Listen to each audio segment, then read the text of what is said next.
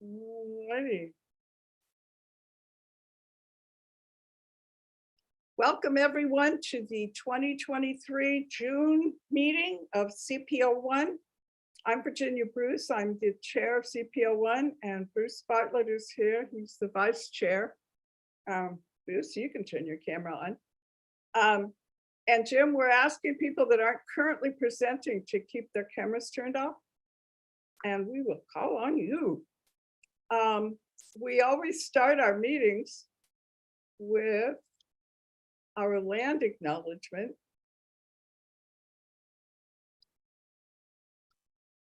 Because we are on Kalapuya land. We acknowledge the people on whose land we live on. The Atfality Kalapuyans, also known as the Tualatin Band of Kalapuyans, the first inhabitants of Washington County. And if you listen to the word Atfality, which is the original word that the people called themselves, or other, I can't swear to that, but other people called them Atfality. And you hear Tualatin, you can see how it came about. So they are the people that lived in the Tualatin Valley. We are grateful for the land we're on, Kalapuyan land. Signers of the Willamette Valley Treaty of 1855 were removed from their homelands to the Grand Ronde Indian Reservation. Today, their descendants are tribal members of Grand Ronde and Siletz tribes, carrying on the traditions and culture of their ancestors. We acknowledge and express gratitude for the ancestors of this place and recognize that we are here because of the sacrifices forced upon them. In remembering these communities, we honor their legacy, their lives, and their continuation in our community. I'd like to invite all of us to reflect on the role government has played in the painful colonial history and reflect as well on the resilience and healing of the indigenous land and communities. We invite everyone to collaborate and work together with the tribes to take care of the land and water and the people who inhabit these spaces. The picture up here is, I don't know if people can see this, but the title is Atfality Bark House Used for Winter Living, from David Lewis's blog, Quartuk's Journal. And David has been studying Kalapuya language and history and culture, and is a professor at OSU or Oregon State. I'm sorry, I don't remember which. But anyway, that's where we are. We kicked him out and now it's ours to take care of. Let me just double check that we have all the participants who need to be in this part of the presentation. Well, I don't have a YouTube link prepared for the May meeting, but it's up there. I will at some point this evening, I will go dig it up and paste it into chat, because as we're doing tonight, we always simulcast live on Zoom. And so the whole meeting will be available for you to watch, to share with your neighbors. But I can't give you the link until we're done. But I can give you the link to the May meeting, which was a good one too. So let's see, our service providers include the Washington County Sheriff's Office. Bruce, can you check and see who we've got? I don't have checked off as to who's here yet. I'm sorry, I was in Central Oregon until about 1 o'clock this afternoon. That's why I'm red as a beet. You want me to do what? To check that everybody is? Okay, so do we have, let's see. Parks and Rec wanted to go first. Nicole, go ahead and take it away. Hi, everybody. Thanks, Virginia. I have two little busybodies here tonight, so if you see any of them photobombing you, then I guess hopefully your day is made. So again, my name is Nicole Paulson with Tualatin Hills Park and Rec. I am a park planner at the Park District, and I am your liaison. A couple things that we wanted to let you know about. Summer is starting. We have a lot of construction, natural resource, and program work to go over. So we do have habitat restoration, natural resource earthwork happening on Northwest Laidlaw and Saltzman.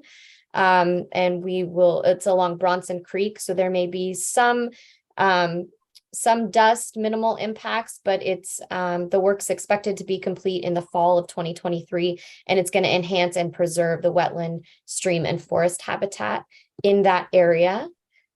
We also have our summer kickoff concert starting at Mountain View Champions Park, June 28th. The month of June is also Pride Month, and we still have a few more events, June 16th and 17th, with events at Garden Home Rec Center and Cedar Hills Rec Center. If you want more information, please go to our website. We also have outdoor pools opening. Somerset West and Raleigh Swim Center are open June 26th. We've got a new trail that's finally, the construction is complete on the boardwalk at Tualatin Hills Nature Park. With the nice forested canopy, it provides a little bit more shade. So if you want to get out there and take a walk, you've got an additional boardwalk to add to your trail routes. And then we've got a lot of youth volunteer opportunities and summer hiring. The youth volunteer opportunities are with our RISE program to build their skills, and junior lifeguard programs. So check our website for details on all of those items. And if there's any particular questions that you might have, I'm happy to answer some of those. Oh, Nicole, just very briefly, are you aware, well, you've got to be aware of the work going on the former Kemp Findlay property with all of the wetland work and the turtles rescues and all that stuff? Yeah, I believe that is the restoration project that we're referring to, the Saltzman and Thompson. What? It's up at the corner of Laidlaw and Saltzman? Yes. Property, yeah, because there's an extensive work going on there. Yes, that was the first project I just talked about. And we can give you some more information on that. There's a lot of earthwork and stream restoration and forest habitat preservation happening on that property. There is, yeah. I talked to Ken, so I have a little bit of information. And I put a little something in the paper a couple of months ago, but it's really important and it's wonderful. And he was telling us about that he has the Western pond turtles habitat living there, and how they come up and cross his front lawn and dig holes and lay their eggs in his front yard. And then all the babies would crawl back down to the pond. So that's pretty cool. I know. That's very cool. Thank you. Does anybody else have questions for Nicole? I don't see any hands. Thank you very much. Have a great evening.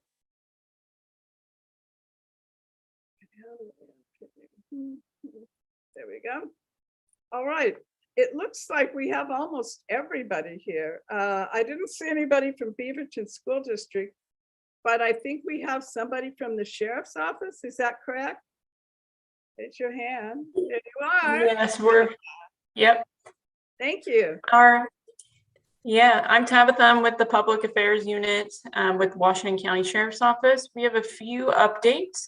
One, we have National Night Out happening on August 1st, and the registration for that is now open. So I will put in the registration information into the chat. You can also go to our website, Washington County or WCSO Oregon, to sign up for that. It's all about building a community and getting your neighbors involved in your area. So we highly recommend signing up quick, because they will only take about 30 spots before we get too full. We also have Power Curve registration open, which is a women's self-defense class. It is for Tuesday and Thursday of June 27th and June 29th from 6 p.m. to 9 p.m. And it's at our public safety training center in Hillsborough. It's a really brand new facility, opened, I think, in 2019 or somewhere around there. I might be a little off on that, but it's a great facility. So if you're interested in that, please sign up for that also, and I'll put that information in the chat. And then I will pull up our calls for service map and let Deputy Nordstrom talk about that.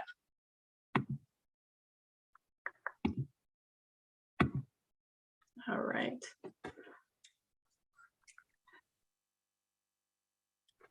Can you see that?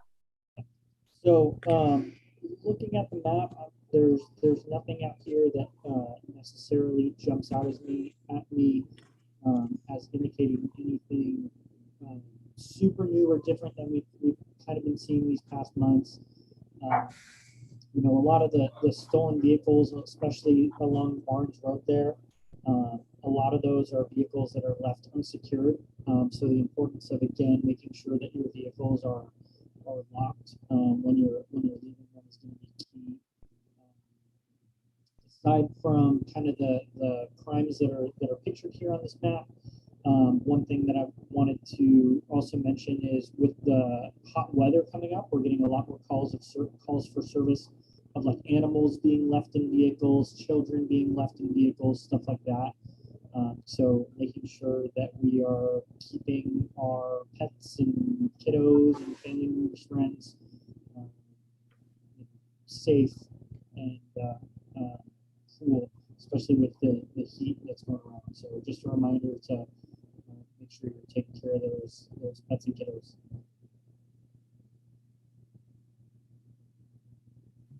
All right.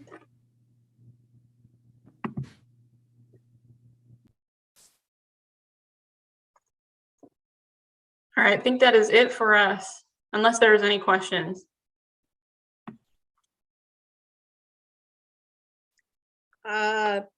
Doesn't look like it. I don't see anything in the chat and I don't see any raised hands. Thank you very much. Tabitha, I always ask that you can send me that PDF of the crime map, and most of the time I remember to post them to our Facebook page. So if you can email me that PDF, that would be really great. Okay. All right, I believe that we have Frank from TBWD. All right. So hi, everyone. Thanks for having me, of course. Just a couple general updates. The Portland Water Bureau is increasing its level of chlorine. So, and hopefully, as you know, they're one of our water providers. So customers that are sensitive to the changes in their water might notice a little bit more chlorine. And this is just a typical thing they do every summer, just because in the warmer weather, there's lower chlorine residuals in the water. So this will start on June 13th, but it might take a little bit to get through our system. Something else that we've actually started doing is we've started resuming shutoffs for customers who haven't been paying their water bills.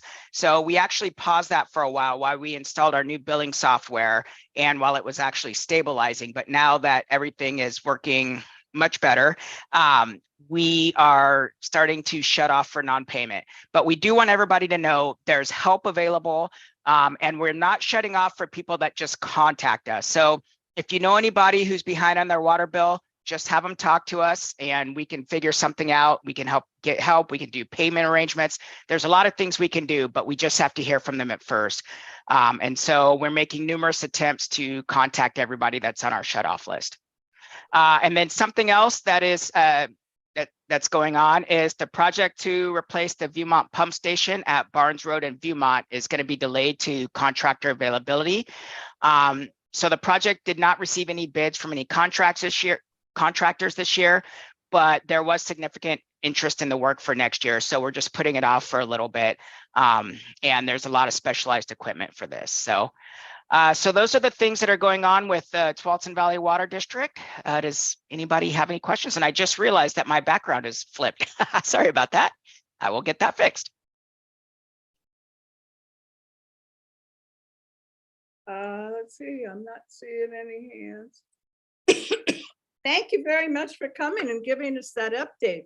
Of course. Thanks for having me. I'm using a water filter, under the sink water filter for years because I hate the taste of chlorine. Oh, yeah. So we do have a lot of customers that are sensitive to it, but it's Yeah. very important for keeping the water clean. So, Well, it's handy for sanitizing things. yep. Okay, thanks. Let's see, I believe we have somebody from fire district. Yeah, there. Let's see. Gavin, Good. can everybody hear me okay? What? Can you guys hear me? Well, I can hear you. All right, thanks for having me. My name's Gavin, Lieutenant with 12th Valley Fire and Rescue Station 60. If you guys aren't sure where that is or know where it's at, we're located off of Cornell and 95th. Today's not my normal working day, so I'm filling in for somebody, but I'll kind of give you guys some updates. So we just recently, our training division is really busy right now with recruit academies. We just got done going through some wildland fire training. All the stations around the district went through that. We just had a class that graduated, so they'll be coming online where they'll spend a year on probation. We also got another recruit academy that's going to be starting in August. I think last time when I spoke with you all, I talked about, we got a lot of retirements. So if you guys know anybody that's interested in the fire service, I would recommend that they go on to www.tvfr.com and talks about the whole hiring process. So if you know of anybody that's interested, that'd be great. Last month, I spoke about Fill the Boot, which our local union puts on that raises money for muscular dystrophy. That was supposed to take place on May 12th. It ended up getting canceled. I haven't heard when the date's going to be rescheduled. And that usually takes place at Beaverton Hillsdale Highway and 217. So more to come on that. What else do I have? Just a little bit about water safety. Now's the time kids are getting out of school. They want to go down to the rivers, lakes, pools. Just want to let you guys know drowning is the second leading cause of injury and death to 1 to 14-year-olds. So we really, really encourage kids wear life jackets, Coast Guard approved life jackets, and make sure they're sized properly. It is fireworks season's coming up. I don't know if I've seen any displays out yet, but once that does start, we just ask parents, store fireworks out of reach of your children. If you are letting them off, make sure you leave your pets indoors. Obviously, it scares the pets, and a lot of people lose their pets during those times. Always have water handy if you're lighting any fireworks off. We always recommend adults are the ones that light the fireworks, not the kids. And please only use legal fireworks.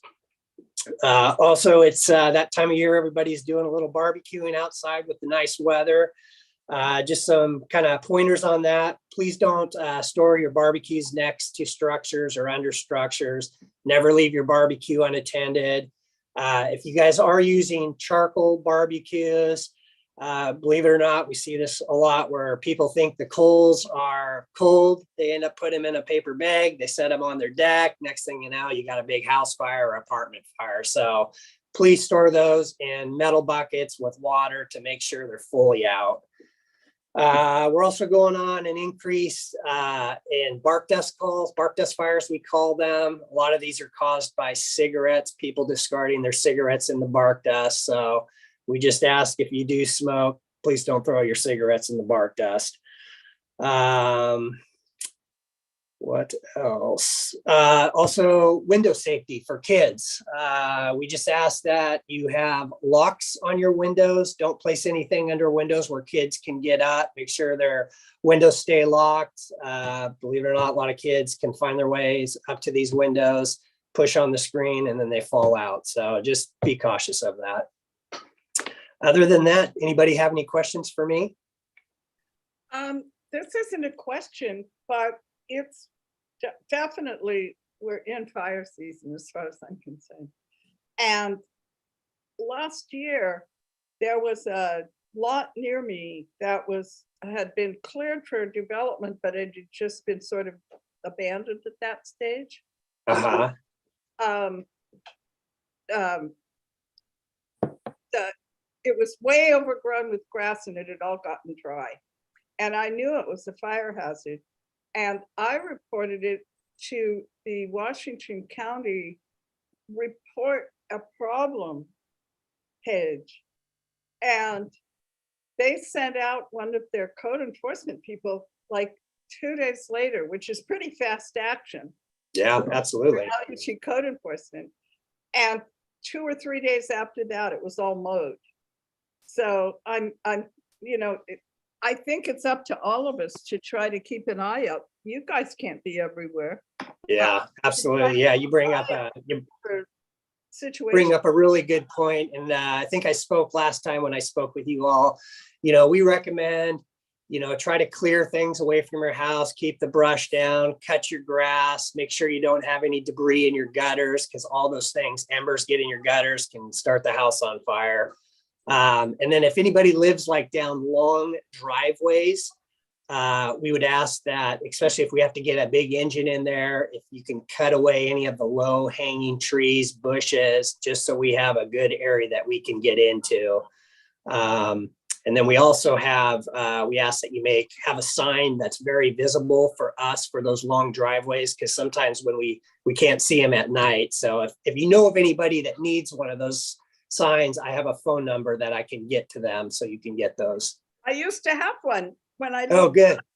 in a flag lot. Yes. Yes, nice. It was really beautiful. Well, it was the blue sign with nice reflective numbers and yeah, safer. Yeah, and it helps us. It really helps us, because sometimes we get to these long driveways and we don't know if are we at the right place, so it can be troublesome at times. Maybe I can work with you for an article for the July issue of the paper of Cedar Mill News on what we can all do to prevent wildfire in this area. Yeah, absolutely. Because Bonnie Slope burned to a crisp a number of years ago. And yeah, it's probably not as likely today, but there's an awful lot of dry stuff. So yeah, and so do you have my email address that I signed up here with? It's if you want to share it with everybody, you can type it in here, but otherwise I think I probably do. Did you get my email?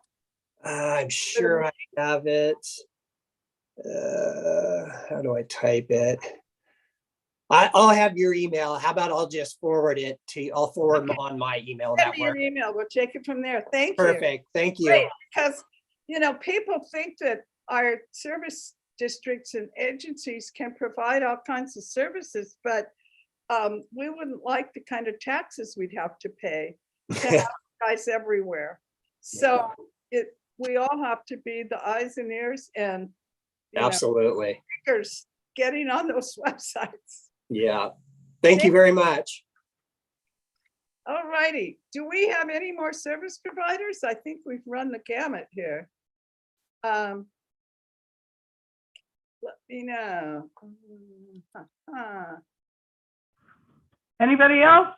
Going once, going twice? All right, the next item on our agenda is CPO announcements.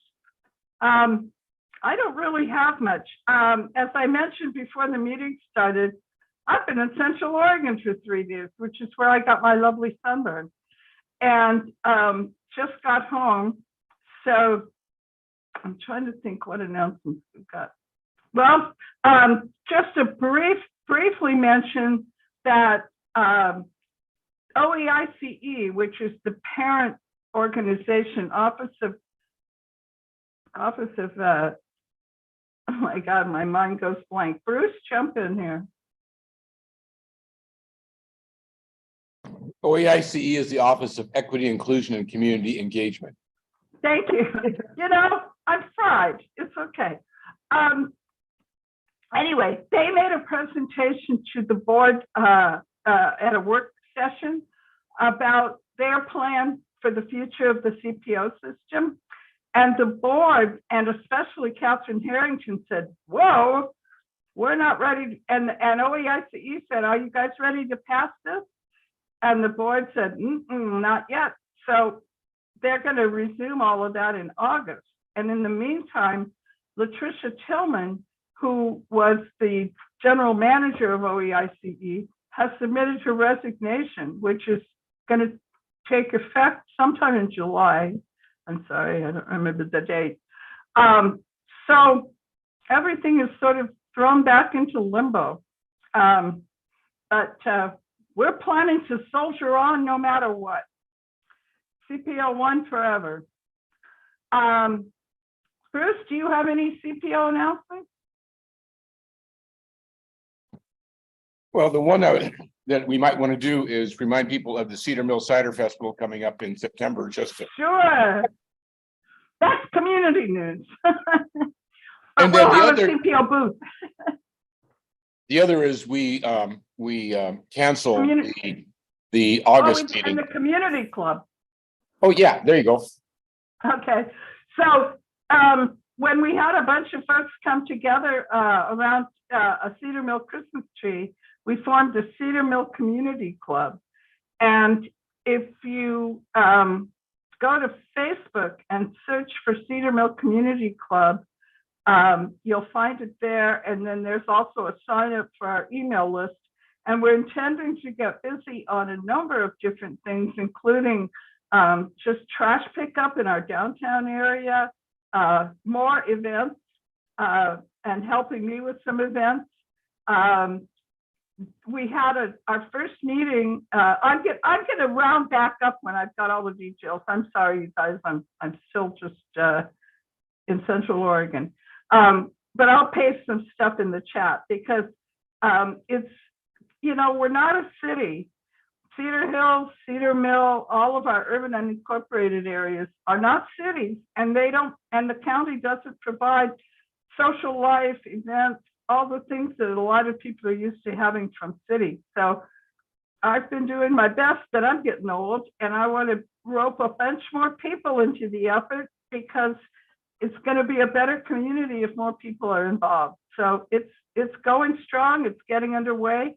We had our first meeting hybrid at the library and on Zoom, and that's our second meeting. I can't even tell you the date right now, but I'll post it in the chat.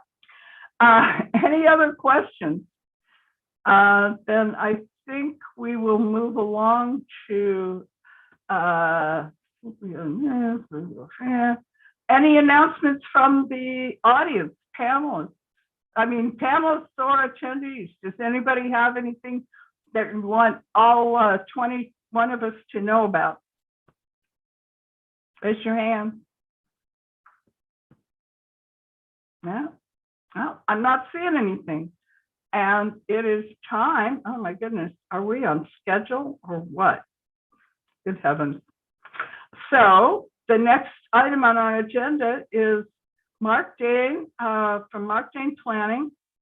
And he inadvertently scheduled his neighborhood meeting for the development that has long been planned at the bottom end of Dale on the same night as the May CPO meeting. And I failed to notice it.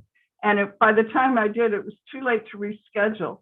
So he very generously offered to bring it to us this month.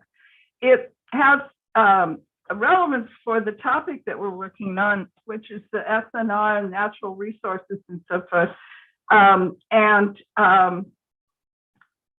This, I'm going to share my screen very briefly.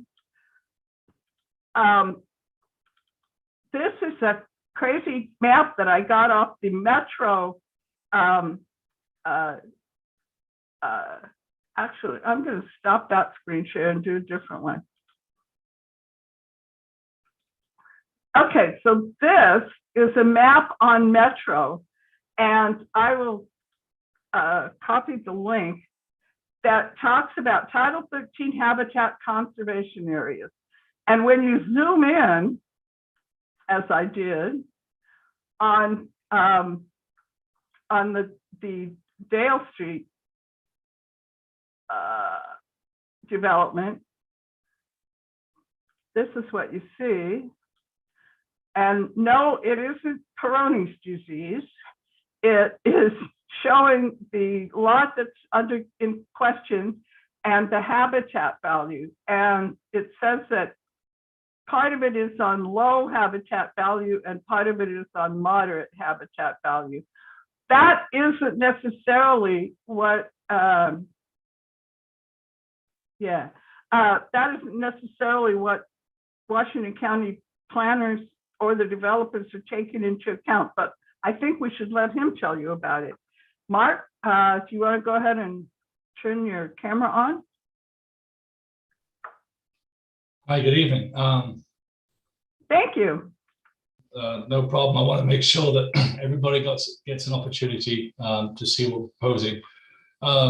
Right off the bat, I didn't know you were going to be showing the metro map because when we submitted this last time, we got an internal decision from Washington County. It was approved.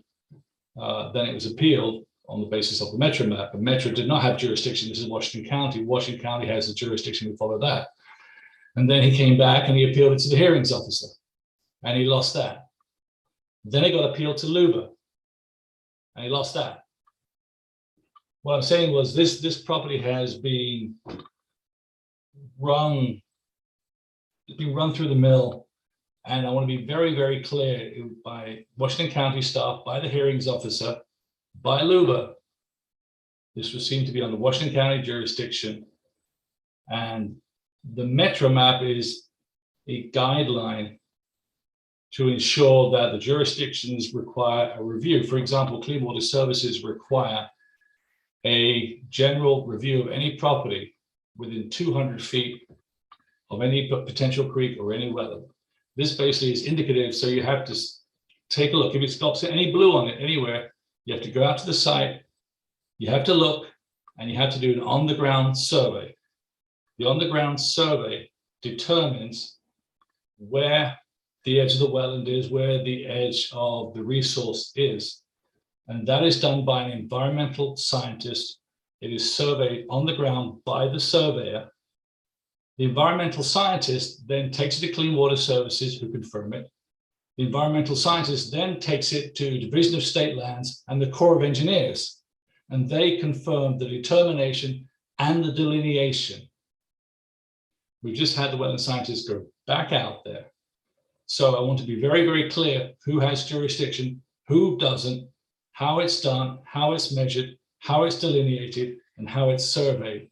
Because when people sort of drop this map in, it's not disinformation, but I think it's extremely misleading. I want to be very, very clear up front. I apologize, Virginia. I didn't know this was going to be dropped. Okay, so just quickly move forward.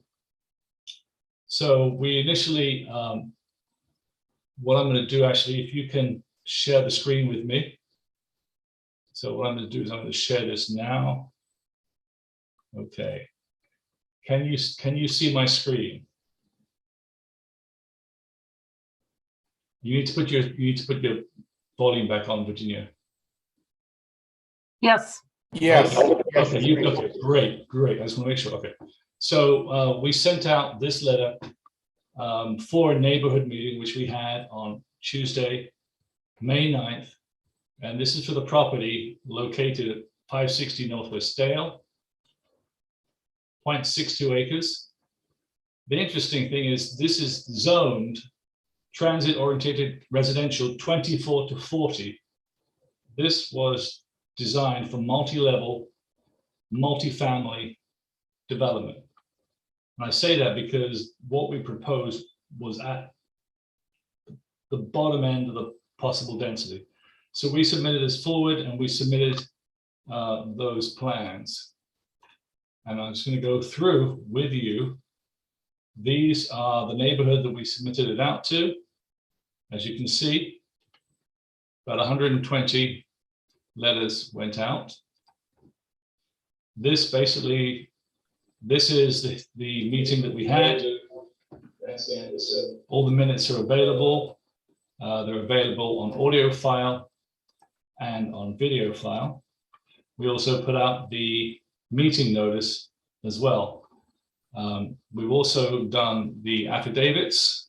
Yeah. And essentially, I just want to show you in terms of the process we've gone through to this point. So we've met the criteria for the neighborhood meetings. So let's get to the property itself. Mark, yes. we don't have any problem with the fact that the meeting was on the same night. That was entirely No, my. but what I want to do is, and we're very grateful that you could come back and share things with us. Thank you. I was just trying to sort of get that out of the way to show I'm not trying to do any shortcuts with this presentational process, but we try to be very thorough. We did this originally in 2018, and we went through the process, and then about 2020, about sort of February, March, we were hoping to start construction. COVID hit, and then the world, went to hell in a handbasket. We got the construction plans going. However, during that time, the land use approval expired about a month before we were due to get the permits. So after about 5-6 years, we were off by about 1 month. So we're starting again. This is the property itself. It's located with the west line on Dale at the southeast corner of Sherry and Dale. There's an existing house here. This is the house that you can see right here. And there is an existing water quality facility along the southern portion of the site. And there is a drainage way that runs along the east border. When we went out to the site, our wetland scientists found a small isolated wetland on the site as well. What I wanted to show you was, Mark, we were trying to figure out what creek that is that runs there. well, I'm going to show you right here. It is Cedar Mill Creek. Well, no, it's close.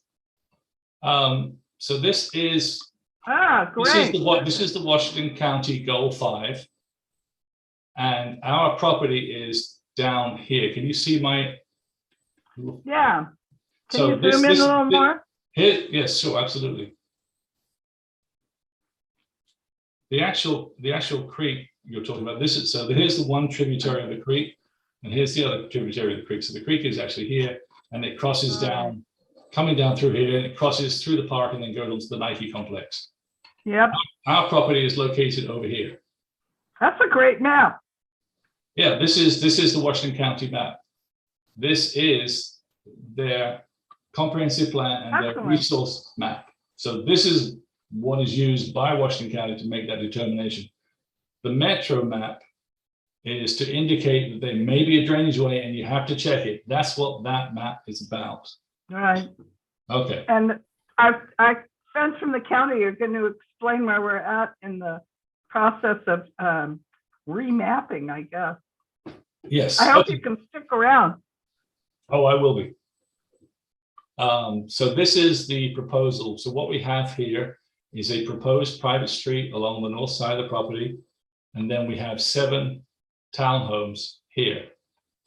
We have the storm drainage facility, which is not a natural feature, it's an engineered feature, so no setback is required to an engineered feature. We have the drainage way and sort of the slower wetland down here, and then we have the isolated wetland here. The 25-foot buffer to the isolated wetland and a 50-foot buffer to the larger wetland. This property, this development is located completely outside, not only the wetland, but also completely outside of the buffer averaging. Moving to the next sheet. This shows what we're doing here in that we are providing a retaining wall along the north and east side of the street, and we are grading up from the existing grade. So what we have here is we have a private street that grades down. It's treated on site here, and then after it's treated, it drains through the public system and is again treated a second time through the facility. The facility is designed to treat and detain on site, but the only grading we're doing on site is to elevate this road. We're not doing any grading back here, nothing down here, nothing down here. We're just grading this area. To give you a clear idea, we have to do half street improvements along here because currently the asphalt ends and there's a gravel road here. We have to put in curb gutter and sidewalk along the frontage of our property here. We are building a 26-foot private street. The 26-foot is to allow parking on one side, but also to allow the fire truck down here. And so what we have, as you can see, is we have one parking space per unit, and then we have these 6 spaces here, and then we have another 6 spaces here. So we have a total, as you can see, of 19 spaces for 7 lots. Briefly, we don't need to get into the technical aspects of this, but we had our storm drainage design, and we had that facilitated. And you can go down if you want. If you like black box mathematics, I can go through this. You probably don't, but I want to say that it's available if anybody had any questions. We also had a traffic impact statement done to deal and to look at the various traffic issues that we have. That was also available if you have any questions. For the planting of the area, the buffer area, this gives you an idea of the plantings that were proposed. It's a fairly small area, but we were proposing 20 trees and then 220 shrubs. These were to be in that riparian area because currently it is somewhat degraded and we need to get it back and we need to enhance it. That's part of the requirement of Clean Water Services. So in terms of what you have here, this is Dale over here on the right-hand side. This is the private street. As you can see that the land falls away, but the private street is elevated so that it drains this way. This is what you're going to see from the street. And then this is what you're going to see from the back, because again, the land falls back. So from Dale, you're going to see that. And from the east property line, you're going to see that. So again, this ties into this area. You see how the property falls away and then falls away. So with the grading as proposed, this falls away, but this drains this way. I apologize if I'm pushing through, but I don't know how much time I have. This is roughly the floor plan. As you can see, this is the main floor, living space here, and then there's a couple of alternates for the bedrooms, essentially the master and here. This may be an alternative, and this is the open space down below. So I don't want to use up too much time. So I know I kind of zoomed through that, but the goal is we're building at the lowest possible density. We're staying out of the wetlands, we're staying out of the buffer. We're making sure we comply with all the standards. We're making sure we comply with all the parking requirements. We're keeping the elevation down to 30 feet. And we believe we met all the requirements. We're going to submit exactly what we submitted those many years ago. Hopefully, this will go smoothly. However, it looks like someone's dropping a grenade on us.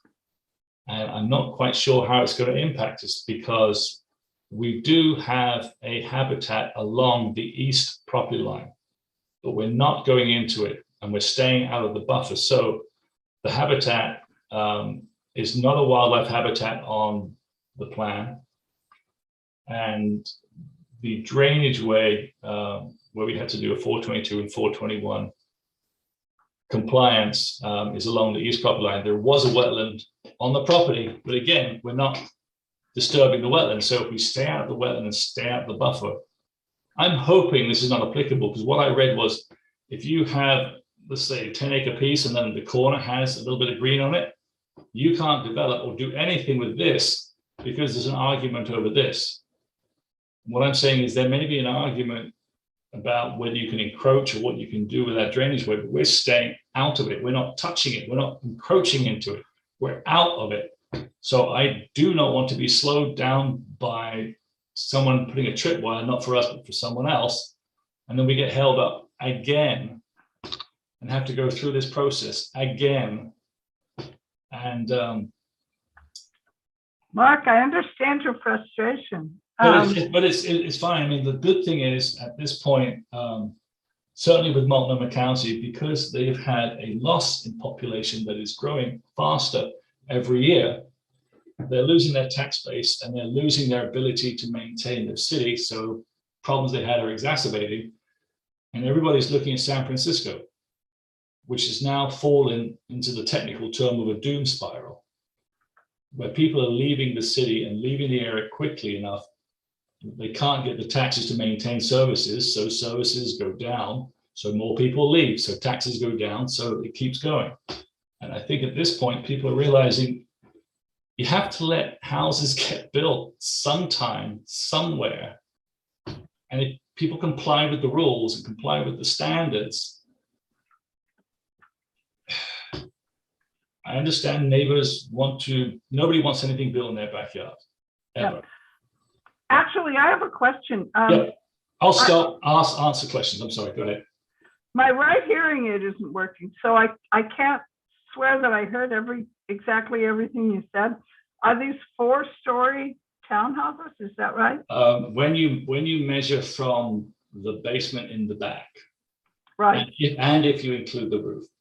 So basically, I can bring up the section. We have a 2-story house. Bring up that picture Sure, where no you problem. showed the floor Absolutely. plans again. Absolutely.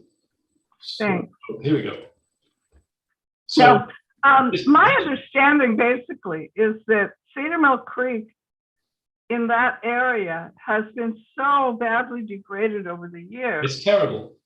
It is. It's sad. And that the work that you guys are going to do will actually enhance it. And with all of what's going on with this SNR effort and the stay and all of this stuff, we might hope at some point in the future for Cedar Mill Creek in Cedar Mill to get the same treatment that Beaverton Creek is getting in downtown Beaverton. Yeah, the city's been working to daylight the creek to prevent development and enhance it and everything. And maybe we can all dream of a day when Cedar Mill Creek will be pretty again in downtown Cedar Mill.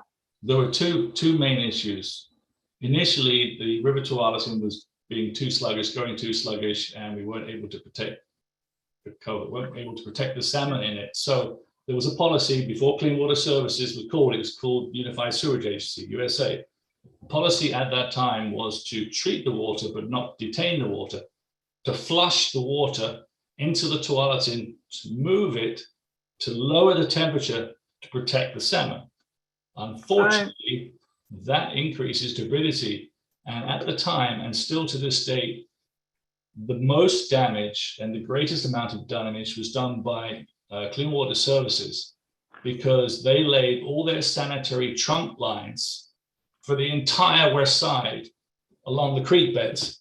And when they came in, they cut a swath, removed all the vegetation, and they didn't put anything back. You go down to pretty much every creek on the west side, and you'll see it's all brambles. Nobody's developed down there, but it's all brambles because of the sanitary main down every creek, and they just destroyed all the drainage on the west side. But that's 20, 30 years ago, but that's how we got there. We're going to be repairing the damage.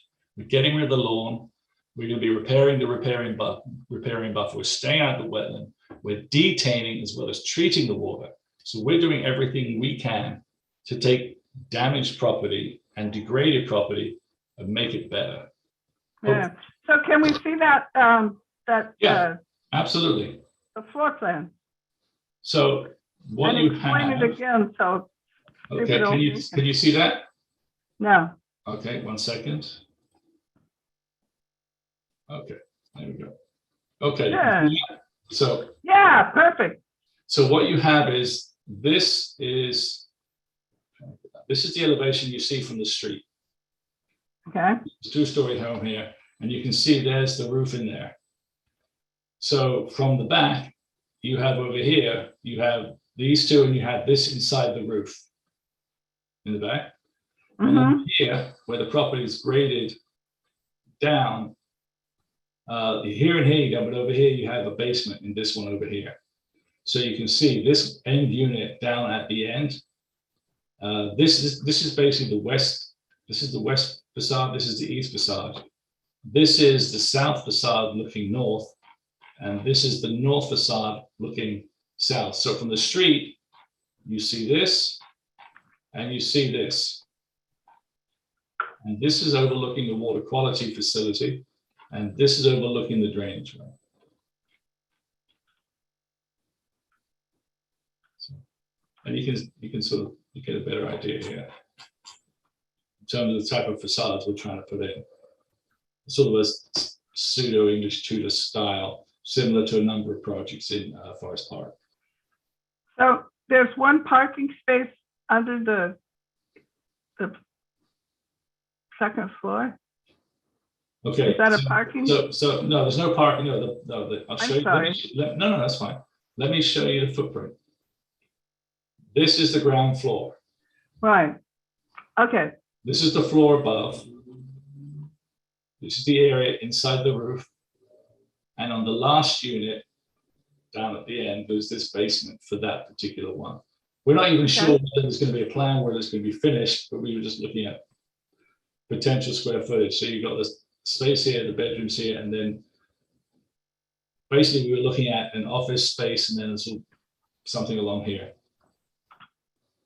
So We have a question. Will there be any backyard for any of the townhomes? And No. I believe it's no, but there's an open space in the. no, well, let me rephrase that a little bit. I need to go back to the share again. Here we go. So there will be yards here along the back, but they are not large. The largest one is going to be 20 feet. This is going to be an active open space. And then there are going to be these yards here. So we're required to put some benches or play structure or something along those. We're not allowed to do anything here, and we're not allowed to do anything here because we are not going to impose on the buffer. Again, what you're talking about is property that is being zoned in the TOD R24 to 40. So there's small yard space, but it's primarily going to be a patio, and that itself will overlook the existing facility in the wetland. But these are townhouses, and the zoning, like I said, is for like 3-4 story multifamily. This was never intended to have large backyards at all. Right. And I mean, we've got a couple of other developments in downtown Cedar Mill that also don't have much. I mean, this is urban development, and that's what that area is. It's high density urban development. Yeah. It's intended. Yeah, the apartment buildings in between the exit from 26 are similar in density. That's the and same zone. layout. It's the same zone. Yeah, and the county decided these many years ago that these areas of what we call downtown Cedar Mill need to densify. Are there any other questions before my time runs out? I don't see any more questions. Okay. Anybody else? Mark, Would you be able to send me that presentation electronically? Yeah, I absolutely. Because I'm having a hard time hearing, I'd Absolutely. love to understand it better. Thanks. I'm not sure whether you guys can take a vote or not, but I would like to have maybe for the record that you are not against this project. Oh, I'm not going to speak for my CPO. No, but I meant could the CPO vote on that? Could I, what I'm trying to do is I'm trying to head this off at the pass a little bit to see whether the CPO. Do you want to weigh in? Well, I think it's a good function of the CPO. We could take a vote amongst the panelists and attendees. Sure. See if anybody living here opposes the project. And Well, some information. I'm just trying to get the CPO. So if you're a CPO 1 person, I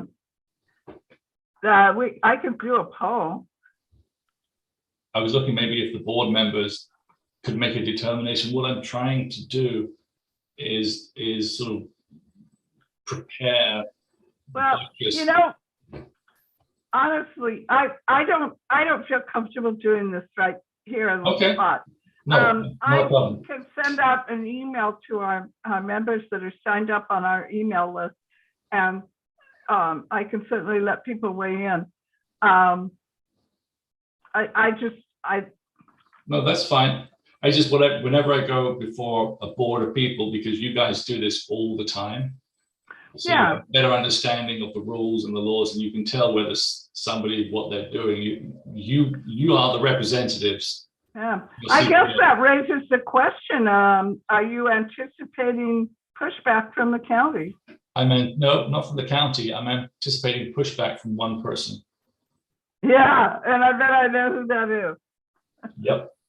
So I need to Okay. make sure that essentially because we're going to be there are two ways to kill a project. Either you get it denied or you will keep appealing it so the financing runs out. Yeah. You bleed someone to death. I mean, I'm sure the neighbors, I unfortunately didn't even get a chance to watch the video that you sent me. But I'm sure they're worried about parking and traffic. Absolutely. And that's why I'm going to have all the video available to everybody. I've got the audio available to everybody. And that's why I made it available to you. So I'll provide you everything I showed you tonight. This was sort of a secondary thing because you and I agreed I thought it'd be a good idea to present it here. Right. I'm interested to hear what Washington County is going to be doing about this issue coming up. So I'll hang around if I may. Well, Bruce and I and a couple of our other steering committee members will have a quick chat after the meeting, not tonight, but That's fine. in the next couple of days, and see what Yeah. we think about. Because I understand that, you know, you don't want to come in as the enemy, No, but I can't speak for the CPO. We No, are a democracy. no, of course not. I wouldn't ask you to. Looks like we do have a question. Oh, Stephen. Please speak. There we go. Hi, everybody. I was going Hi, to pipe Stephen. up. Hi. I was going to pipe up a little later, but I just wanted to throw something out that Mark certainly knows. This project, of course, will have a noticing period.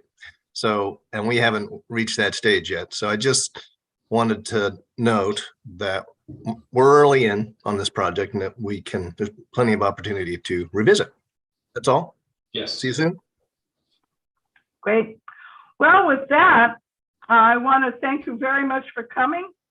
And yeah, please email me your presentation. I was trying to take screenshots. No, It didn't work. I'll have everything available for you, along with the narrative and everything else for you to digest at your leisure. Makes great bedtime reading. It's fantastic for putting you to sleep. You know, people balk at the zoning that we have in Cedar Mill and around the whole county. But that was, those were decisions that were taken a number of years ago, not all of them based on what was actually on the ground, as you say. Mhm. And that's why many of us are really glad that the county's taking a fresh look at things. Yep. And I tell you, I've been documenting all of your years of agony in articles in the Cedar Mill News. So. Looks like we have one more question from Fran Warren. Okay, Yeah, Fran, yeah. take it away. Mark, is it okay if some of us contact you individually, in particular? Absolutely. And I'm very heavily involved in the SNR policy work, Yeah. and I maybe have some questions that might help I resolve would the be happy situation. to answer them. My email for anybody who doesn't have it, I think half of you do, You is could just put it in the chat, that would be awesome. markdaneplanning@gmail.com. MARK for Mark, DANE for Dane, and planning, PLANNING, markdaneplanning@gmail.com. I just put it in the chat. There you go. Thanks. Thank you very Okay. much. I look forward to seeing what's next. What's that? Good night. Stick around, please. Will do. Hi, Fran.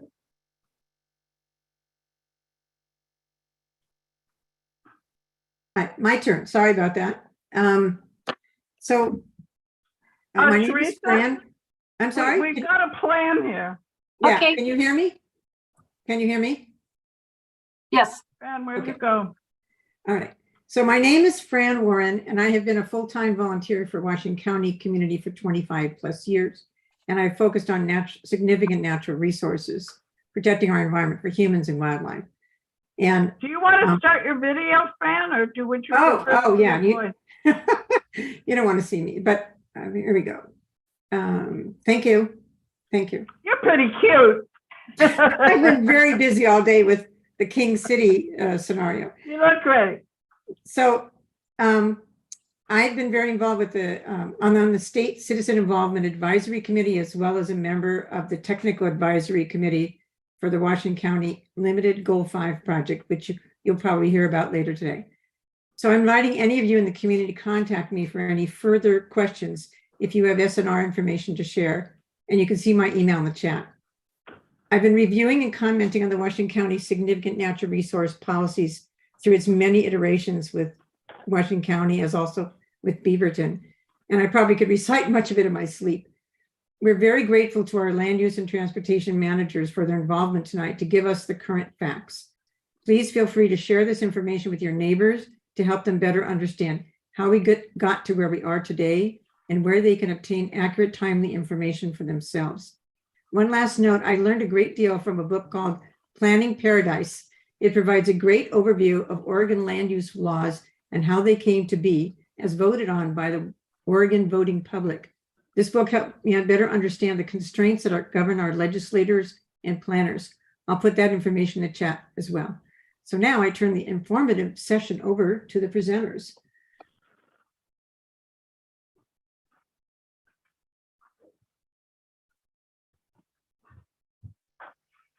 Oh yes, did I say thank you for being here, everybody?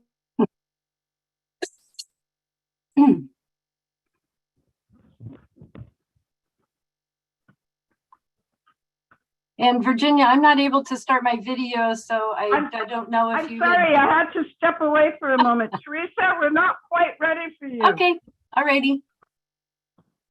Okay, so what we're planning to do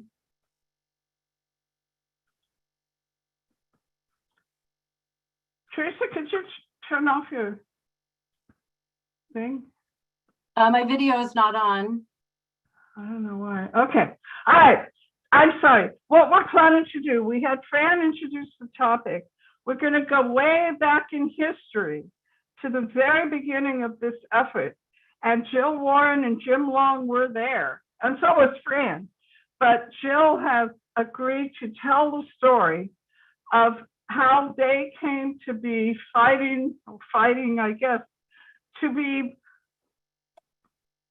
in front of an effort to ask the county to enforce Goal 5 goals in terms of protecting natural resources. And so the first presentation in all of this is from Jill Warren.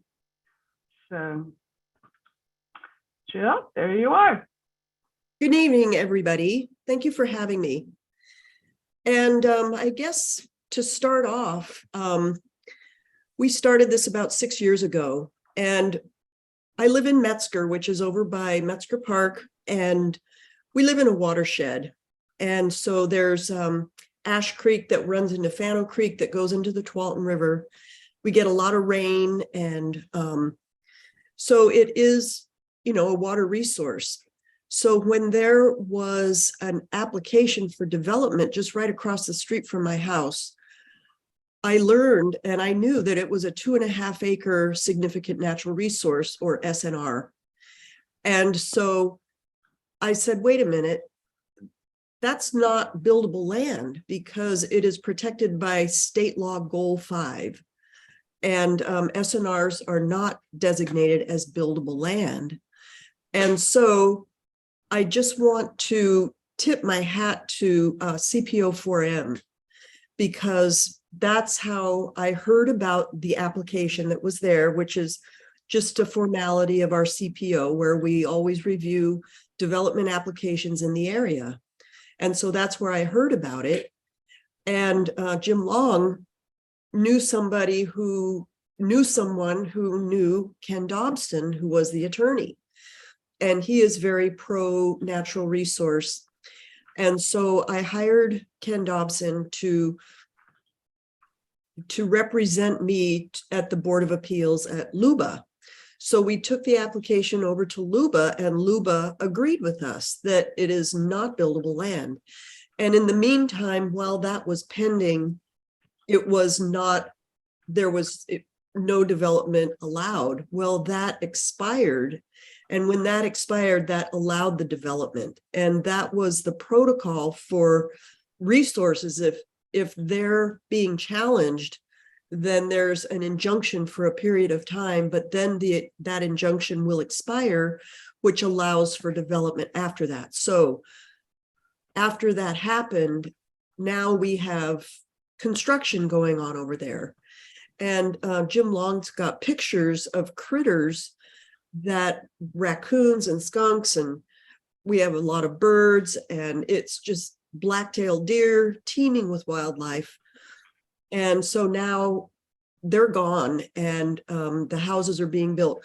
My trepidation also, I mean, it's not just the wildlife, it's also for the safety of the new homeowners. And I'm wondering about the flooding, because there is an underground stream that comes past my house and underneath 80th Avenue, and it would dispel the water into that 2.5 acre wetland and go into the creek.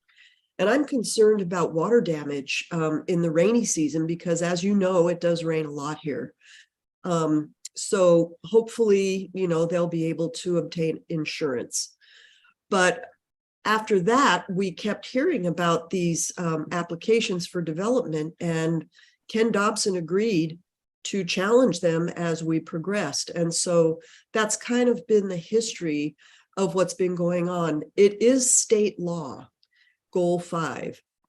And I still can't understand how Washington County can just blatantly break state law with no repercussions, and they get rewarded for it. All the, you know, home builders, and they're giving the campaign contributions to the commissioners. And so it's, they allow that because that's where their money's coming from.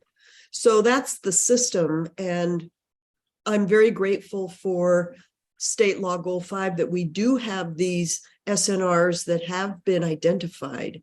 And so now, as a consequence, we need to get our current mapping together. And I'm really grateful to be working with the county and with all the partners to get an updated map system and to do protection in perpetuity of what's left of our Goal 5 resources.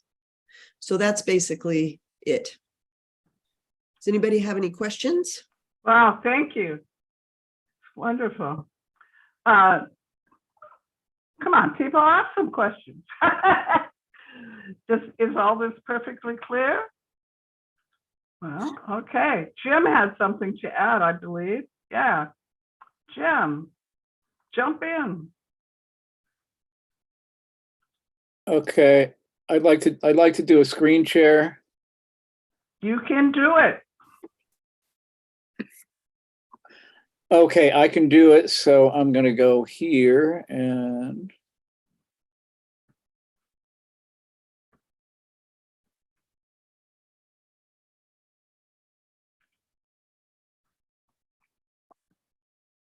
this is we had some brilliant people who were neighbors of ours in CPO 4M, brilliant neighbors. Can you see the bird and critter list?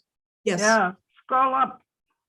Okay, it was the Yeah. bird and critter list was put together in 2016, so it has been 7 years ago. And actually, the application started in 2015. But Pat Forsyth was a retired journalist or a wildlife journalist, and Rich Hansen, a retired biology teacher at Tigard High School, and they live right near the property. Pat lived right next door, and Rich across the street. And they put together a list of animals that they had seen or heard or smelled there. And what I'd like to suggest is that other CPOs, including CPO1, put together a similar list of animals, birds, critters, other wildlife that are in your CPO, so that we have a good list together. This wouldn't be an inventory per se or a census per se, but it's a list that keeps the names of the different species in front of people's minds. And I've developed another list that I've got, and I'm going to check it out with some other people from the Oregon Department of Fish and Wildlife. So we have more of the larger animals and mammals and amphibians in the area. We want to get that settled a little bit better, so that once I have that done, I'll be sharing that with people too. But here's a bird and critter list, and I guess I could email this to some people. This is something that got submitted early on in our work. So this is what I wanted to share at this point. There's lots of critters out there, lots of birds, lots of other critters out there that we've seen. I've seen bear, coyotes, a number of things here near this property, mink. So this is just something I wanted to bring forward at this time. So that's it for me for now. If anybody has any questions, I'll be glad to try and answer them. That's really interesting. Thank you. Oh, you said something about, have you seen turtles? Oh yeah, there's turtles. Sure, there's pond turtles, and there's a variety of turtles. And there's an interesting appeal that's going to be going on with CPO3. There's an application to do a dredging of a pond at the Portland Golf Club, and they're planning on taking the dredge with the toxins in it and spreading it out along the Fannel Creek Trail or next to the Fannel Creek Trail. And I'm sure there's a lot of pond turtles in that pond there on the Portland Golf Course site. So yeah, there's turtles. Well, this list will be expanded as we go along. I really hadn't looked at it for many years, but it's time to bring it forth at this point. So someone asked about if you could share a link to that. Do you have it posted anywhere? And if not, you can send it to me and I'll make sure to post it, and I'll let the CPO. Well, unfortunately, I don't know that we can share it on any of the official county CPO sites, but I'll attach it to our YouTube video. Well, I want to work on it a little further so I get it so that it's more complete and it's directed more at, so that it's expanded. So I will be able to share it here coming up soon. Great. If you can send me that file, I'll also help to share it. Thanks. Okay. So we did have a couple of interesting questions that I think I'm going to hold for our county presenters, including what makes something significant, what is significant enough to call it an SNR, and then the term unbuildable land, does it mean that a road crossing cannot be installed in the SNR? And those are a couple of questions that I think we might better be served by hearing from our county folks, unless you guys think otherwise, or Fran, feel free to jump in anytime you want, because I am not an expert. I've been learning a lot every day, especially this week, with what a lot of the things about significant natural resource. So I'm still in sponge mode, and when I have accurate information, I will start. Jim, can you jump out of the screen share, please? Sure. Thank you.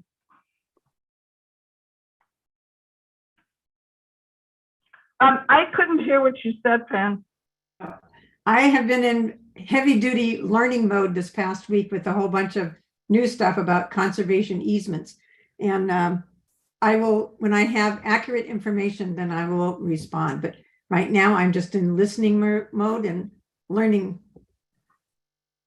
Okay. Well, I think that concludes this part of the program, because those are our voices from the CPOs who have been working on this. And now we're going to have a couple of guests from Washington County LUT, and they're going to bring us up to date on the county's response and how we're going to move forward from all of this.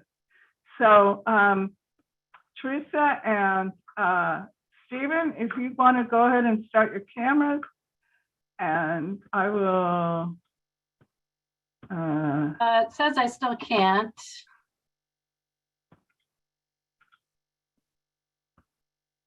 So you might need to do that for me, Virginia.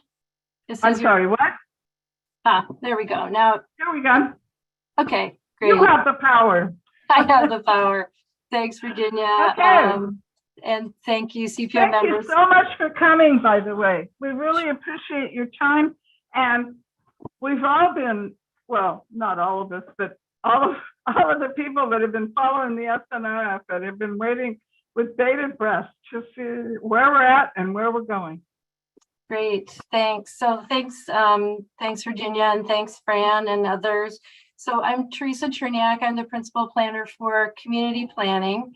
And we've been doing a lot of work on our significant natural resource regulations over the last number of years. And with me is Stephen Shane, who's the principal planner over current planning. And so the two of us are going to talk about the work that's been going on significant natural resources and the enforcement order that we're under right now in the state and how we're dealing with that. And then the project that we're working on to update our regulations. So normally Michelle Miller would have been here. She's the project manager. She is taking a well-deserved vacation.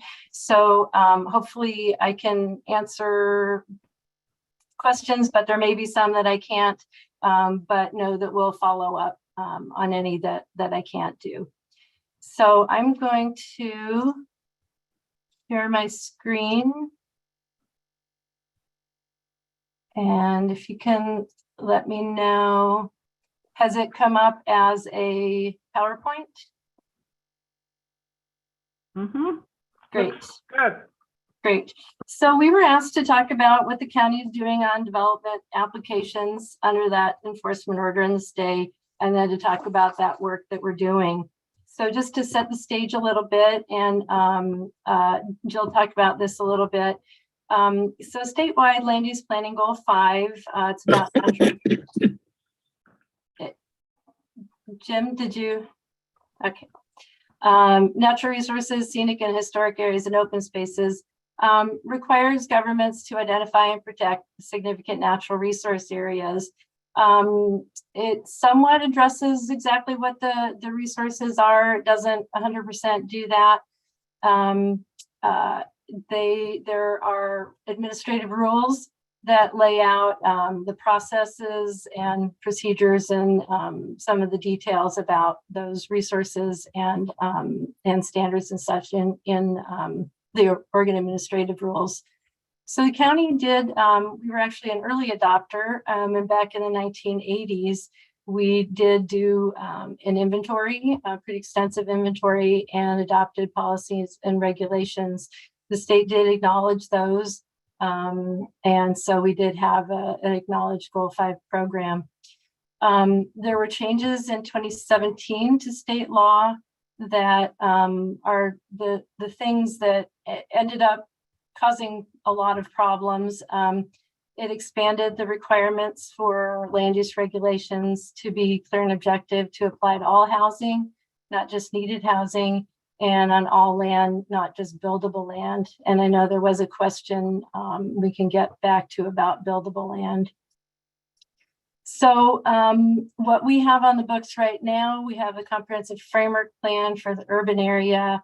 and community plan policies and maps. So all the significant natural resources that we have on the books are contained in maps in those two documents.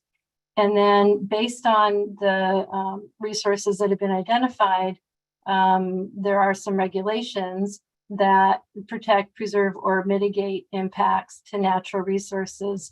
And the resources that we're talking about in the county's inventory, again, it was done in the 1980s, so it's pretty old, and we acknowledge that's pretty old, and was based on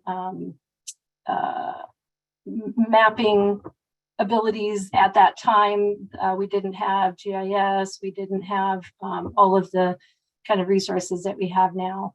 But those resources were waterways and wetlands, and fish and wildlife habitats. So areas a little bit outside of the wet area, and then wildlife habitat, which is typically the area a little upland from where the water areas are. Our development code also references the metro inventory for regionally significant fish and wildlife habitat, and particularly the areas that are water related. So those are riparian areas. So since 2018, the county's natural resource regulations have been under legal scrutiny because of those changes to state law. The county has had a couple land use board of appeals cases, and there was one that was that remanded or sent our regulations back to us to make additional changes. While we've been starting to work on that, there was a petition to the Land Conservation and Development Commission, and Jill was talking about that argued that since some of our regulations weren't clear and objective, and therefore we couldn't enforce them, that we were out of compliance with state law requirements under Goal 5. And the LCDC did agree with the petitioner, and they did issue an enforcement order directing the county to amend our regulations. They gave us a date of October 1st of 2024. We had already started that work, and that work is well underway at this point to address the clear and objective standards requirements. The other part of what they did is issue a stay on certain development that might affect wildlife habitat. And a stay means that we can't approve certain developments. We can't take them in if they might affect wildlife habitat. And that was effective as of May 4th. And Mark, Teresa? We said that people could ask clarifying questions during the presentation, sure, and substantive questions after. And I see Mark has his hand up. Is this a clarifying question, Mark? Yeah, the question is. Go ahead.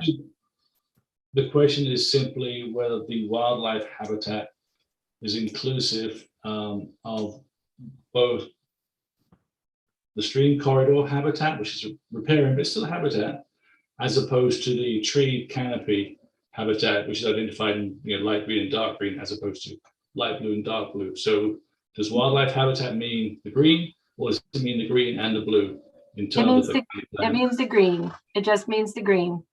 Okay. Yeah, so it's in the county. So you see the county has three, the waterways and wetlands, wetland and fish and wildlife habitat, and then wildlife habitat. It's just the wildlife habitat category. And typically the water related areas are, as you were talking, regulated by Clean Water Services. And those end up being, identified through the Clean Water Services process, and that's separate from the wildlife habitat areas. So I'll go a little bit more into exactly, and Mark, this might help a little bit more, exactly what they said. So the county can't approve new land division and development applications for residential projects that would impact mapped wildlife habitat areas. So these are areas mapped on the community plans or in the comprehensive framework plan. The order did say that certain development applications on those sites would be exempt from the stay. And those include projects that don't propose development on the part of the site that has mapped wildlife habitat.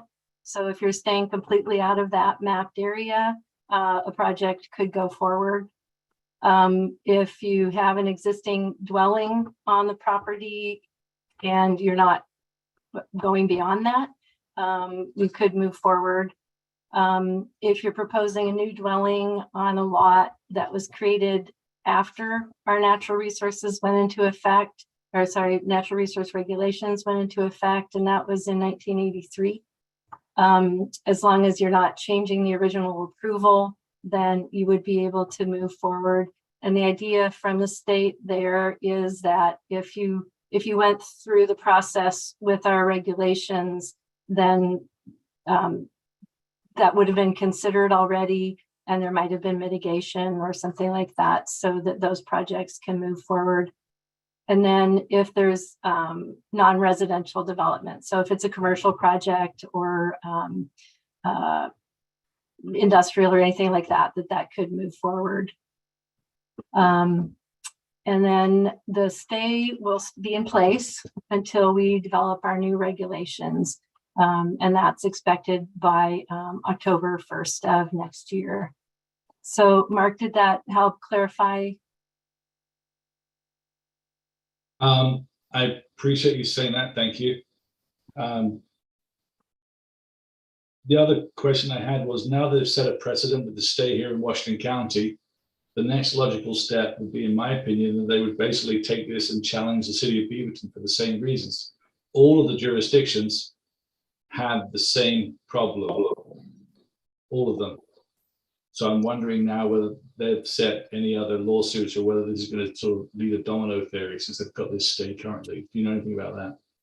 So at the Land Conservation and Development Commission meeting, they were made aware that this is going to be a problem for a lot of jurisdictions, that it's pretty tough to develop clear and objective standards, and it hasn't always been the requirement, and particularly for natural resources where it's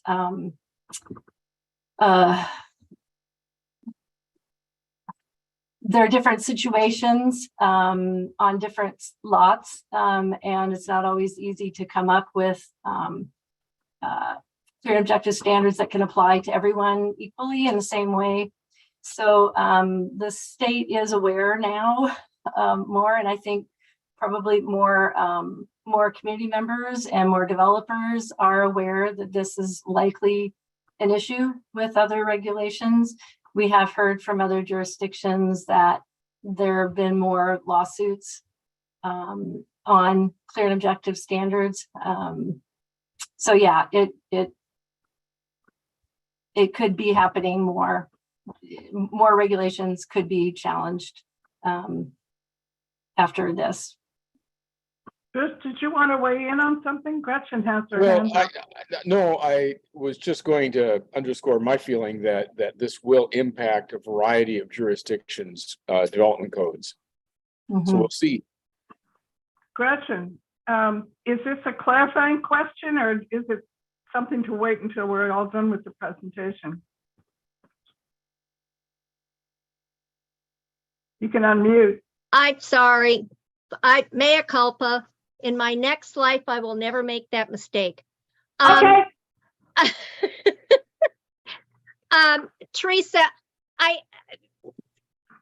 really interested in what's going on in Washington County. I understand the issue will come up in other jurisdictions, speaking as someone who's been involved in other jurisdictions, but Teresa, you cannot be expected to know what's going on in Beaverton or Hillsborough or wherever. So I would really like to keep the discussion focused on what the county's doing. Good comment. Great, will do. Well, so let's move to the next slide then. So the current status of applications in the county, and I'll turn this over to Stephen. Hi, everybody. First of all, thanks for having me up here tonight. It's good to hear this conversation. I hope you can see me okay and hear me okay. Virginia noted the blinds behind me were impacting her a little bit, so I hope that works out. Just quickly, I've been at the county about 16 years, kind of evenly split between long-range planning and development Excuse review. me, do we want to leave this slide up or did you want to speak or what? Yes, let's leave the slide up. Thanks, Virginia. Okay, So, fine. yeah, I'm heading up, as Teresa noted, I believe, at the development review and code compliance sections of the county. When applications come in, we're the folks who do that review.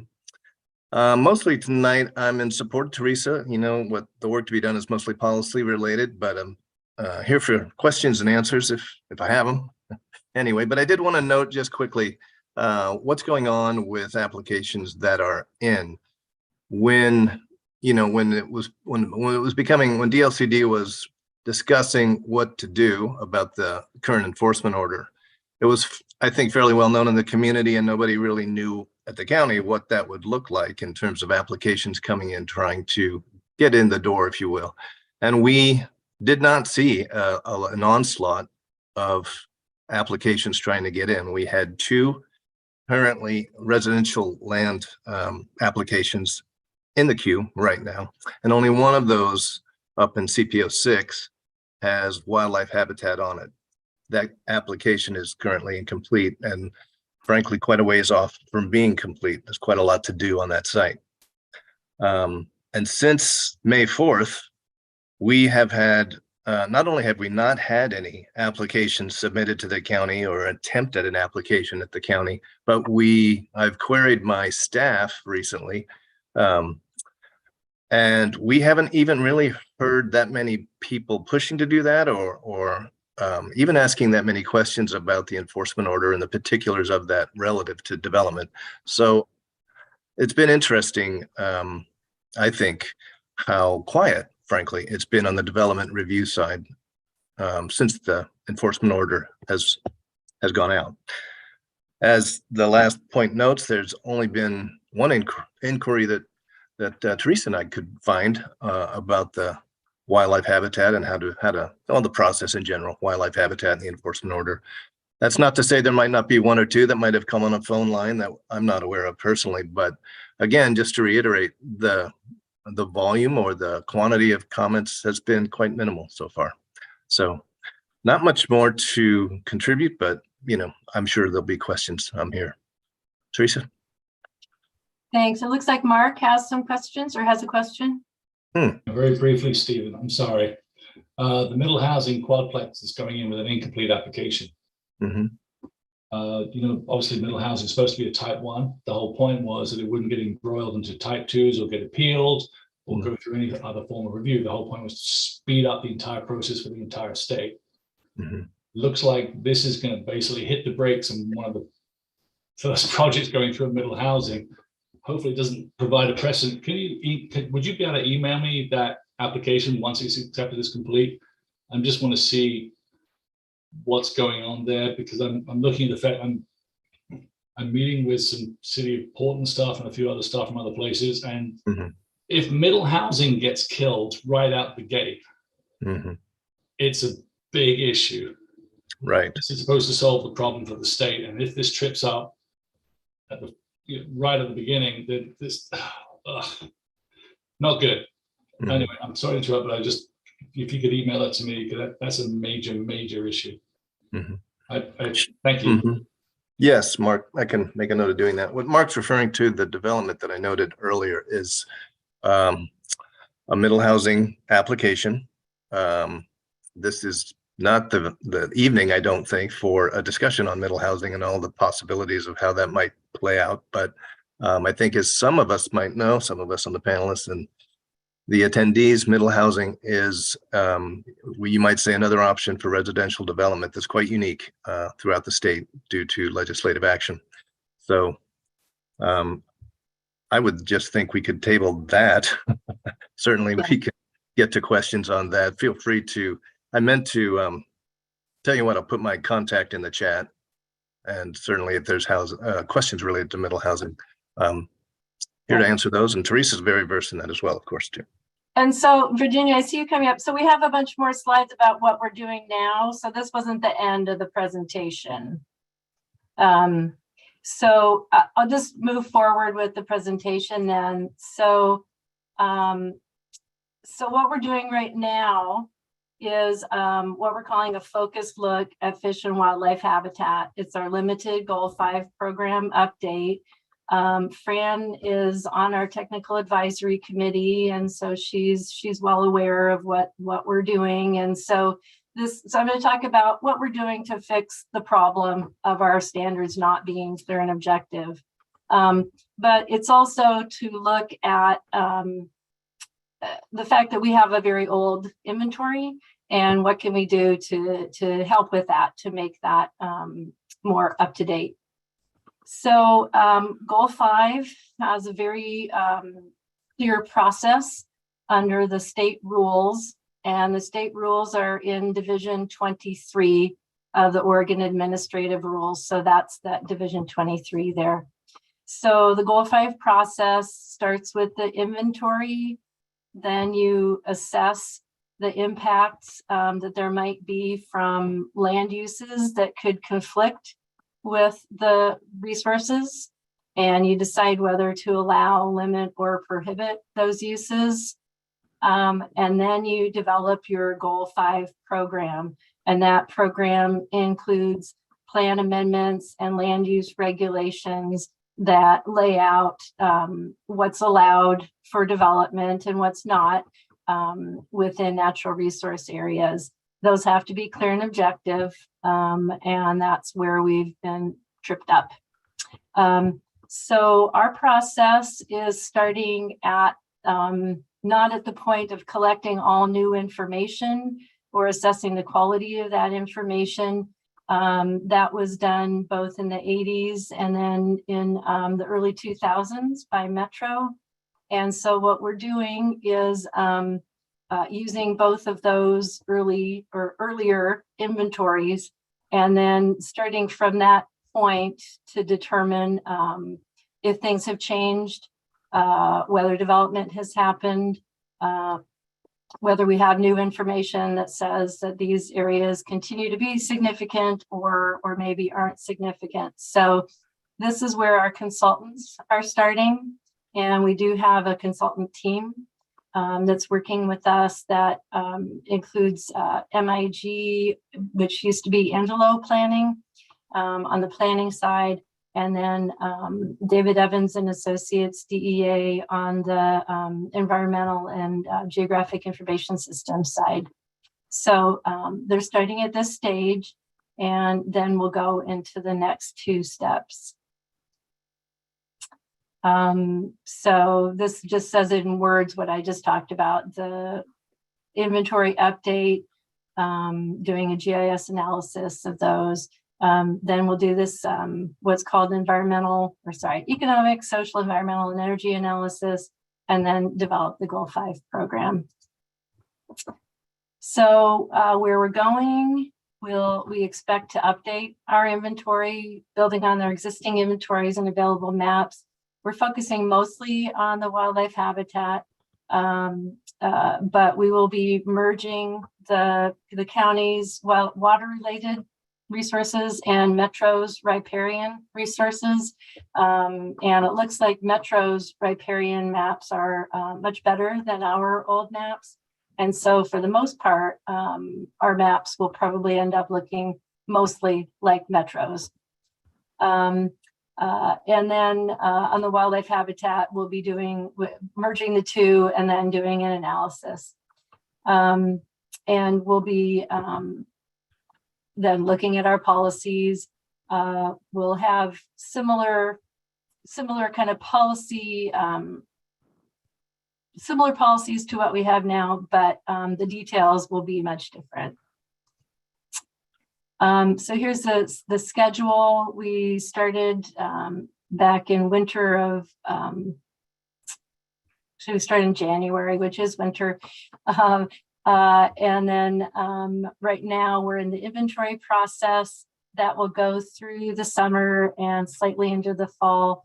Everything is kind of overlapping in order to meet our adoption dates.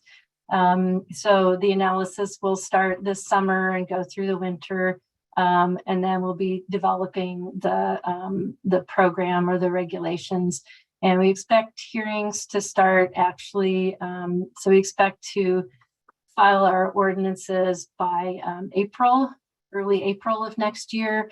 And then we go through the hearings processes. So we have quite a bit of public engagement wrapped up in our process. We do have a public engagement plan, and it contains the things on here, but has more details. So if you're interested in that, you can look on our website, and the next slide shows our website.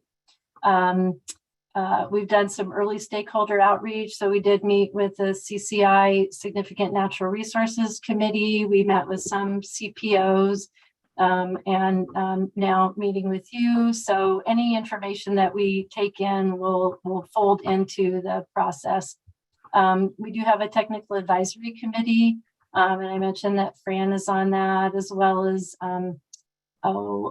Department of Forestry, Department of Fish and Wildlife from the state level, THPRD, Clean Water Services, a lot of people that have technical knowledge that can help us as we work on this project.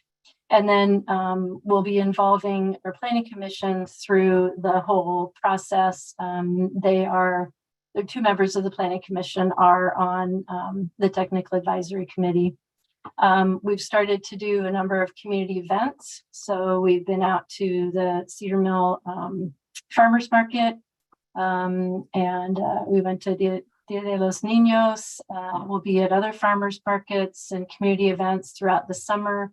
As part of that, we sign people up to get our constant contact information as that comes out about what's happening on the project. And all this is also building up to a couple online open houses and a couple in-person, what we're calling community forums, which are essentially going to be open houses. And we'll have one of those probably late summer and then another one late fall. And it'll talk about the inventory and what we're starting to see in the analysis. And then the second one will be about our code concepts. So here's our project webpage. It's called SNR Focused Look. If you're interested, if you go on that, you can sign up to be on our mailing list. And that'll keep you the most updated on what's going on. I posted that and the natural resources page in the chat. Great, thank you, Virginia. You bet. So this is a comparison of two of the maps, just to give you a little bit of information on the inventories. I won't go into a lot of detail, but I did want to just show this map. So the one on the left is the county's original map, significant natural resource map. The one on the right is Metro's more updated map. So ours was done in the, like I said, early 1980s. Metro worked on this in the early 2000s. And they had better information, better aerial photography and that sort of thing. So what we'll be doing is comparing these two maps and doing analysis, taking out areas that have been developed. At our TAC meeting, we actually heard from a couple different people on other resources that have been developed since this time. So we'll be taking a look at those as well, and how it all looks and how it matches up to come up with the one set of maps. So that was just a little bit about the inventory process. So next steps right now, the Planning Commission, we are going to be briefing them next week. So if you wanted to hear more and some more detail, please listen into that. Our work is continuing. We do have a technical advisory committee meeting in August, so you can watch the website for that. And those are like the public can watch those, and there is a little bit of time in there for people to make comments. And then if you are interested in kind of tracking this project along the way, please sign up on our website to receive updates, and we'll be sending those out periodically whenever something new is happening. So with that, I will stop and answer questions.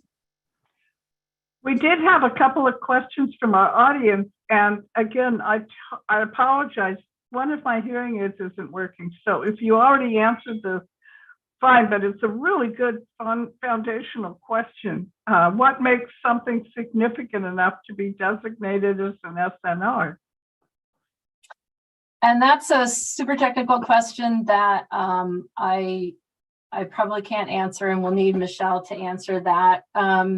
We through the mapping, we had natural resource folks that developed the mapping in the first place.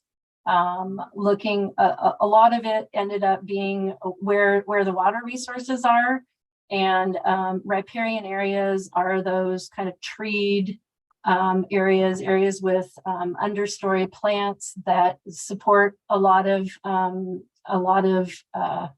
birds and insects and fish. So they provide habitat for probably deer too, go through that, and other ungulates. And so that was done quite a while ago. That was developed quite a while ago, based on a number of criteria. We do have the criteria, and I can look for that and send it out as far as what was considered to be then significant. But part of what's, go ahead. Part of what's significant, it also is it connected with other habitat areas? And is it a large enough patch to support the wildlife? So those are some of the things. Thanks. The other question is a little bit more specific, but it includes something that people need to understand about unbuildable land, and whether that means a road crossing couldn't be installed in the SNR. And I'm not. So we don't, yeah, I mean, as far as in our significant natural resource regulations, there are no absolute prohibitions against anything happening within a significant natural resource. So the water related resources, the riparian areas, are the most protected, and we have the most limitations on development there. But there are some allowances, and one of the things that is allowed is a road crossing. So there, we have a list right now in our code about those things that are allowed. And I'll just add to that too, that we have in the past and do try to keep people out of SNRs for development activity, and often we're successful in doing so.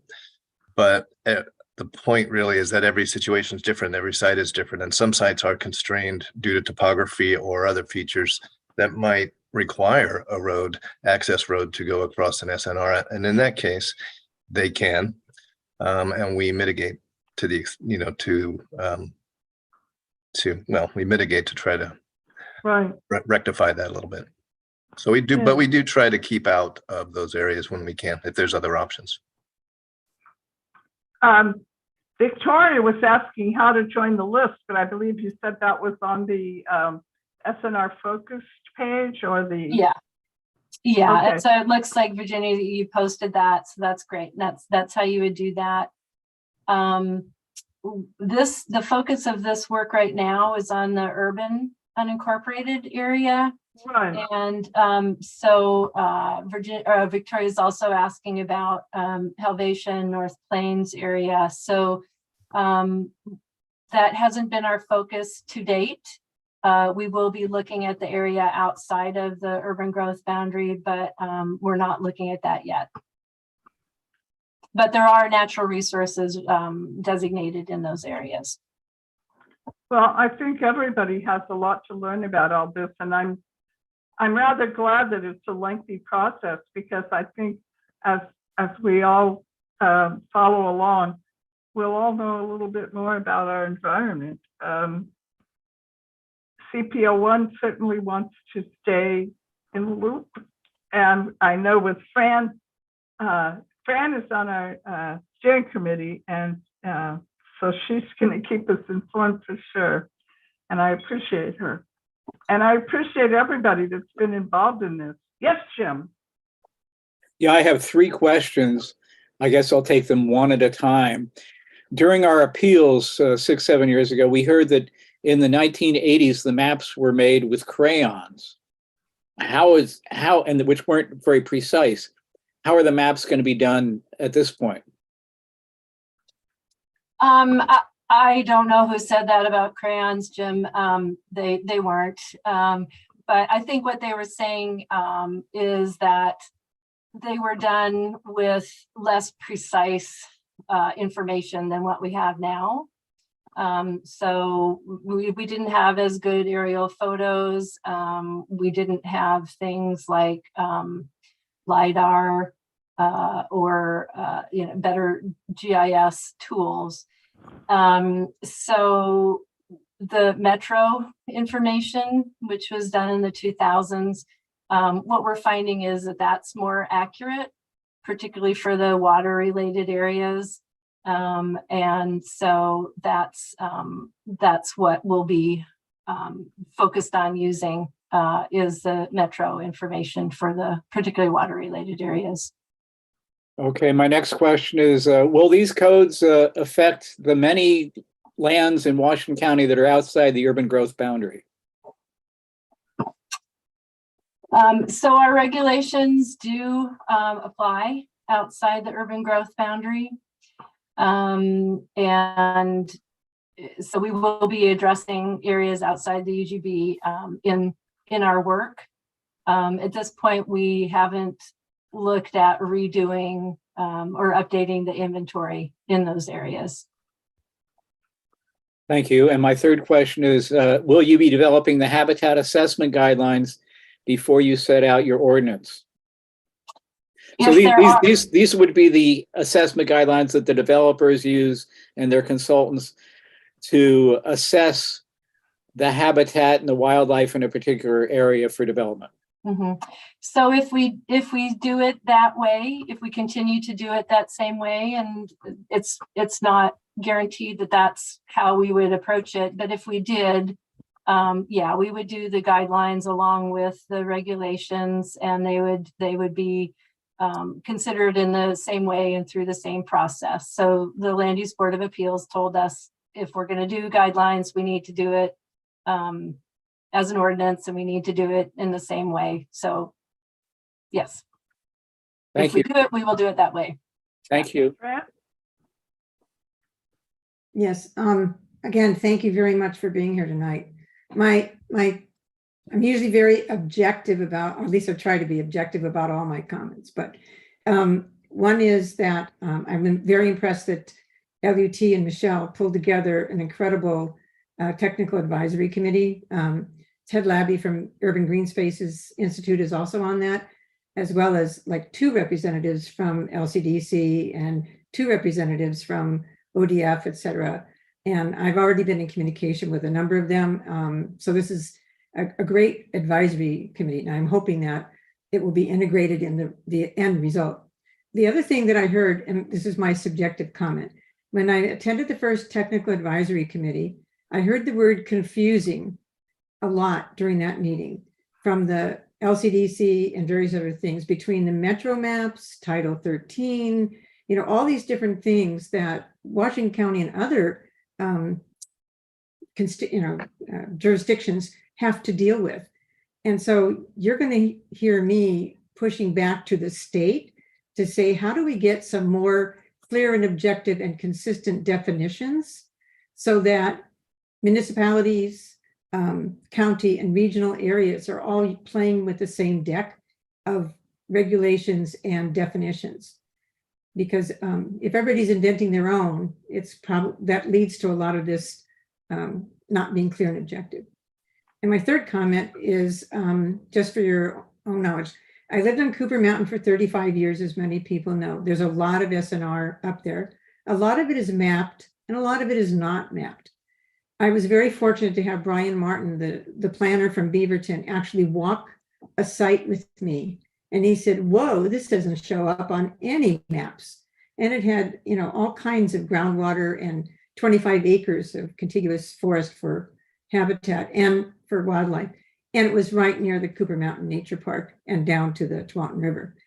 So they took the initiative to create an SNR, a special zoning area, an overlay, so that they could preserve these areas that were clearly significant natural resource, but not necessarily on any of the metro other maps. Same is true for a new zoning overlay they're planning, which is called conservation residential. So where we have certain rules about how far you can be from a stream or creek, they're going to extend the buffer zone. They're going to reward incentives for the developer and homeowners to preserve the trees that shade those streams. So there are a lot of things I'm hoping for as an outcome, like we did the significant natural resource assessment, and you did an issue paper, which is great. You had some great observations and outcomes, some of which the commissioners did not follow through on. But I think that those are some of those things when you see where there are things that may be outside your realm specifically, but things that need to get repaired or initiatives we could take. I'm hoping that you'll be granted that latitude to publish that kind of information, if not just to our county, but also to the state. Anyway, I want thank to you. share I'm sorry. Go ahead. Oh, no, I'm done. I just wanted to share the screen for the county page because I want to encourage everybody to go take a look. It has a lot of resources and stuff for everybody to look at. So that's the introduction. It's got the project overview and the timeline from tonight. Some other information about public events where they're going to be doing outreach in public areas. And then it does have the list of the technical committee, the meetings, and the list of citizens, people from other agencies, experts, and also just people. So I just want to encourage everyone to go and look at that. The county's doing a great job with their new web format and making things easy to look at and easy to find. I'm sorry for interrupting you, Fran. I just wanted to say that before everybody runs off to their next party. By the way, I'm also going to be at the Aloha Farmers Market with Tree Keepers of Washington County. So I'm glad to see you there. Yeah, wow. We'll be there and at Hillsborough as well. We got through a lot. Thank you, everybody, for participating. And thank you, Fran, for helping me pull this together. I just started with, gee, maybe we should focus on this for a meeting. And Fran has the connections and the background, and we knew Jill and Jim had good information for us. So, and I failed to mention this earlier, but the OEICE agreed to send out the email for this meeting to all the CPOs. And so we've had people from other CPOs watching it. And then we will also have many views, I'm sure, on our YouTube recording. So thanks very much. Great. Thank Anyone you, else? Virginia. You okay down there?